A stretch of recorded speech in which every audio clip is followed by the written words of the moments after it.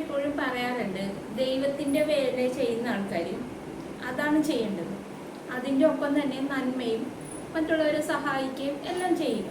അല്ലാതെ ഈ എന്താണ് ഫേസ്ബുക്കിലും യൂട്യൂബിലൊക്കെ വന്ന് നിന്ന് മറ്റുള്ളവരെ കുറ്റം പറയുക, അല്ലെങ്കിൽ പരദൂഷണമായിട്ട് സംസാരിക്കുക, എന്താണ് ഇൻ്റർവ്യൂവിലൊക്കെ വളരെ മോശമായിട്ട് രീതിയിൽ പ്രതികരിക്കുക, അതൊക്കെ ഒരു ദൈവത്തിൻ്റെ വേല ചെയ്യുന്ന ആൾക്കാർക്ക് ശരിയായ ഒരു കാര്യമല്ല. അത് ഒരു പയ്യൻ അവൻ്റെ രണ്ടാനമ്മനെ പറ്റി കുറച്ച് പ്രയാസമുള്ള കാര്യങ്ങൾ വന്ന് പറഞ്ഞായിരുന്നു.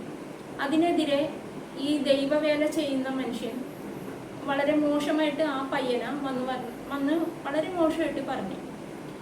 ഈ ദൈവത്തിൻ്റെ വേല ചെയ്യുന്ന ആള് ഈ ലേഡിയെ, അതായത് ഈ പയ്യൻ്റെ രണ്ടാനമ്മനെ വളരെ മോശമായിട്ട് യൂട്യൂബിലും ഫേസ്ബുക്കിലൊക്കെ വന്ന് പറഞ്ഞ മനുഷ്യനാണ്.